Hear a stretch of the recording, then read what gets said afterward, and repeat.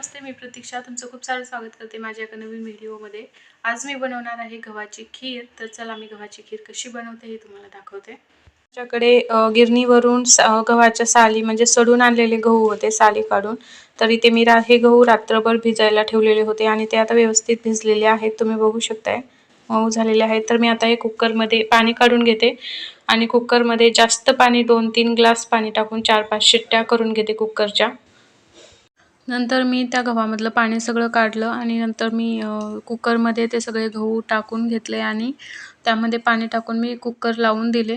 त्या कुकरच्या आपल्याला ते 4-5 शिट्ट्या करून घ्यायचे। तोपर्यंत मी साहित्य आपल्याला काय काय लागणार आहे ते घेतलं। गूळ घेतला मी ते किसून, खोबर किसून घेतले बारीक, थोडीशी बडीशोप वाटून घेतली आणि आपल्याला चवीनुसार मीठ पण लागणार आहे आणि पाण्याची गरज नाही आहे कारण ऑलरेडी पाणी आपण त्याच्यामध्ये घातलेलं आहे आणि गुळाचं पण पाणी सुटतं, त्यामुळे नंतर पाणी ॲड करायची गरज नाही। नंतर मी गॅस शिट्ट्या झाल्या 4-5 नंतर गॅस ऑफ करून घेतला, परत ते कुकर काढून घेतलं। नंतर बघू शकता तुम्ही डाळ शिजलेली आहे।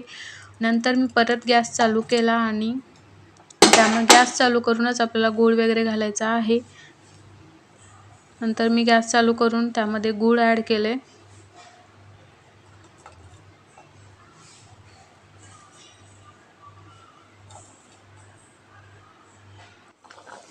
आणि लगेच मी खोबर, बडीशोप, तुम्ही ड्रायफ्रूट पण ॲड करू शकता तुमच्या घरी अवेलेबल असतील किंवा तुम्हाला जे आवडतच असतील तर।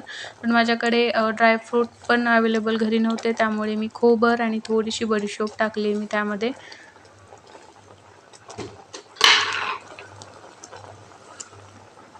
आणि आपल्याला चवीनुसार मीठ टाकून घ्यायचं आहे। मिठाने म्हणजे चव येते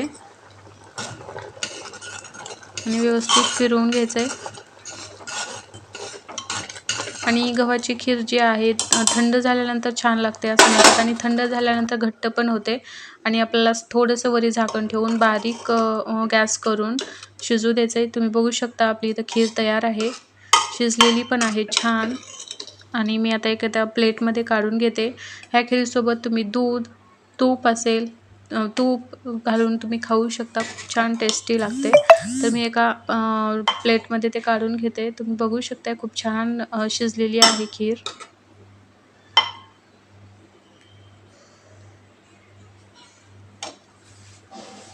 आणि सोपी रेसिपी आहे, ते आपल्याला मिक्सरमधून काढायची परत वगैरे गरज म्हणजे भासत नाही। तरी ते बघू शकता माझी खीर बनवून तयार झालेली आहे।